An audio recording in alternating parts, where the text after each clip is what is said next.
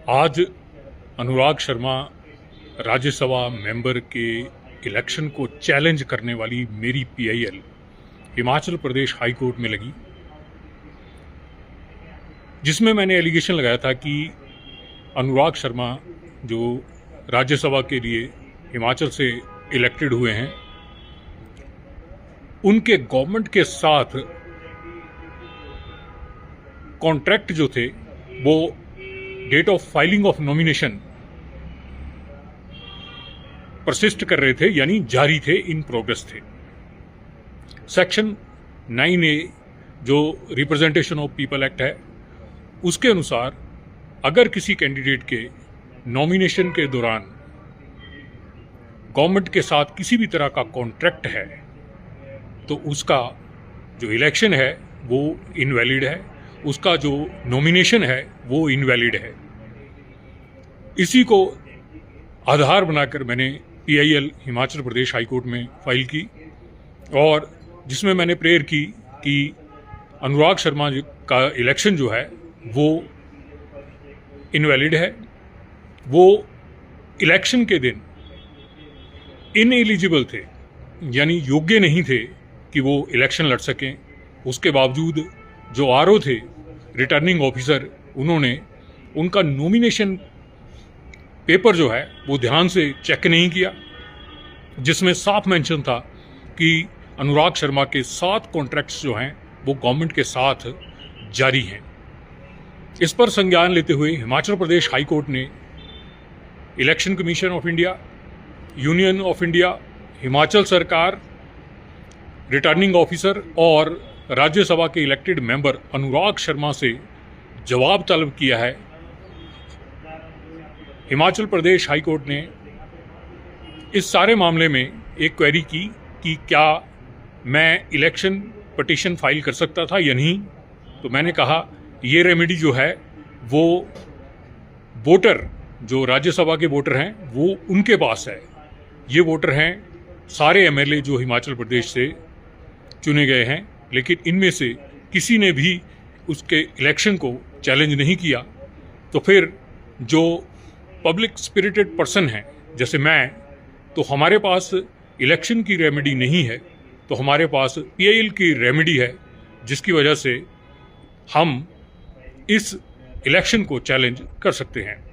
Himachal Pradesh high court ने इस मामले को सुना और सभी प्रतिवादियों से, जो 5 हैं जिनके नाम मैंने गिनाए, उनसे जवाब मांगा है।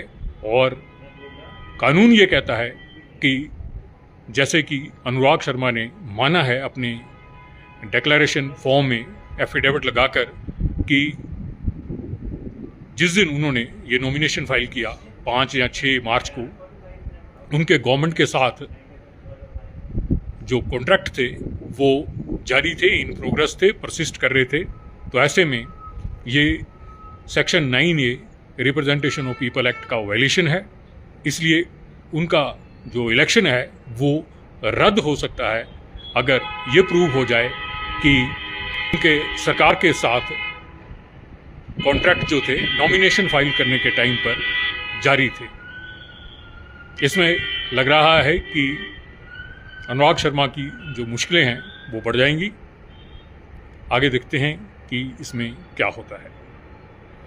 जैसा कि मेरी राय है, मुझे तो यही लग रहा है कि जब अनुराग शर्मा ने खुद ही मान लिया कि नॉमिनेशन के दिन उनके गवर्नमेंट के साथ 7 कॉन्ट्रैक्ट जो थे इन प्रोग्रेस थे, तो ऐसे में उनका इलेक्शन जो है वो इनवैलिड हो जाएगा, वो डिस्क्वालीफाई हो सकते हैं। जय हिंद।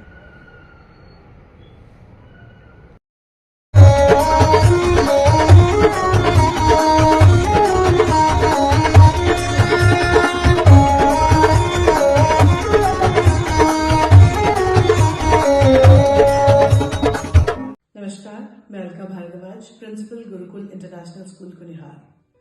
गुरुकुल हमेशा से मानता है कि हर बच्चा स्पेशल है और उसमें सीखने की अनलिमिटेड पॉसिबिलिटीज हैं। हमारे पास डेडिकेटेड स्टाफ है जो कि बच्चों को सिर्फ बुकिश नॉलेज ही नहीं देते, बल्कि उनके ओवरऑल डेवलपमेंट पे काम करते हैं और मॉडर्न एजुकेशन टेक्नोलॉजीज के साथ बच्चों को पढ़ाते हुए उन्हें संस्कार भी देते हैं।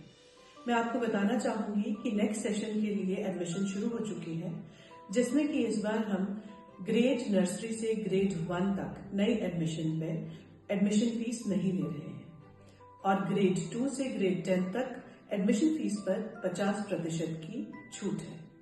ये आपके बच्चे के लिए एक बहुत ही सुनहरा अवसर है। मैं आपसे रिक्वेस्ट करूंगी कि आप आए और एक बार जरूर गुरुकुल इंटरनेशनल स्कूल कुनिहार को विजिट करें। धन्यवाद।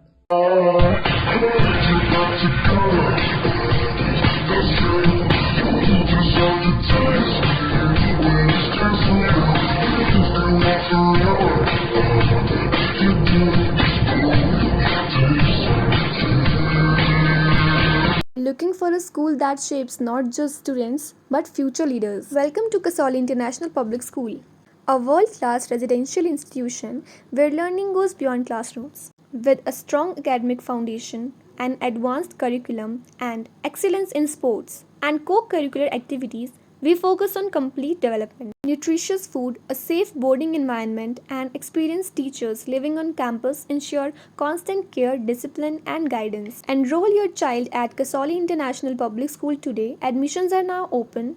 Give your child the future they truly deserve. Thank you.